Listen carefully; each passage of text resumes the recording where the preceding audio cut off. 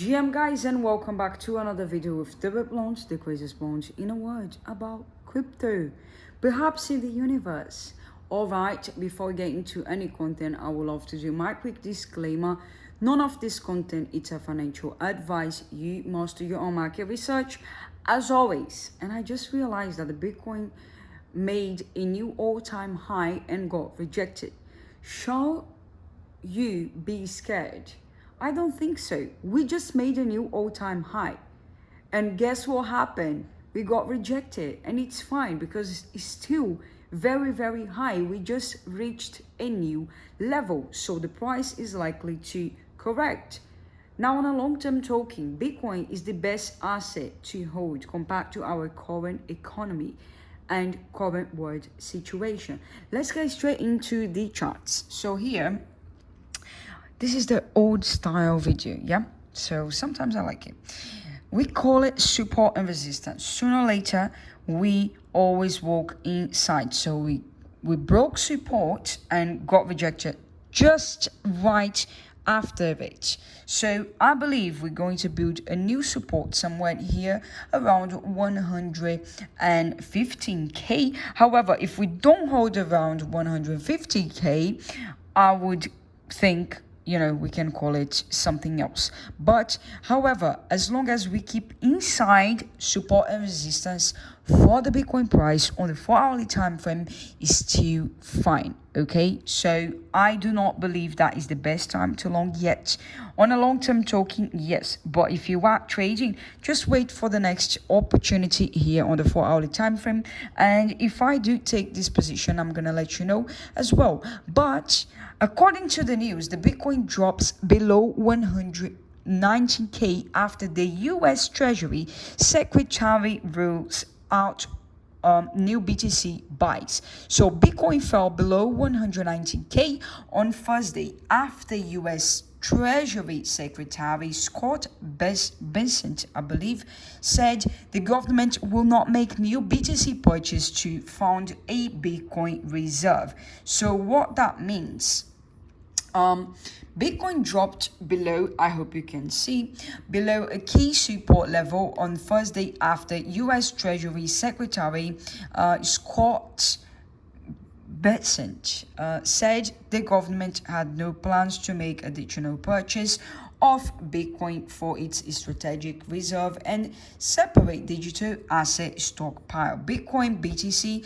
fell below 120k psychological supports level, as I mentioned, and traded at the 118k.730 at the time of rating, hours after hitting a all-time high of 124.457 earlier on Thursday. Cointelegraph data showed that decline followed Bessent's comment in an interview with Fox Business, where they confirmed that the government would not buy more Bitcoin. So this is just a massive noise out there, as you can see. The good and the bad thing about having governments involved in our markets, that they will eventually influence a lot of things. And he mentioned we've also started to get into the 21st century at Bitcoin Reserve. We're not going to be buying that, but we are going to use confiscated assets to continue to build that up.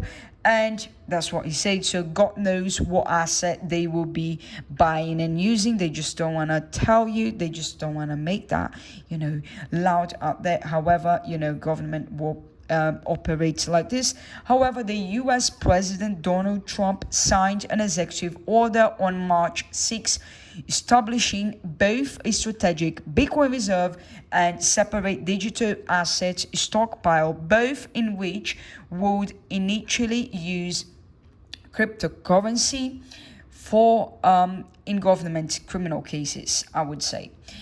In March, Bessent advocated for a strategic shift in the US approach to its Bitcoin reserve, telling the CNBC and signaling at the White House Crypto Summit that the government should stop selling sized Bitcoin to bring onshore used established regulatory frameworks.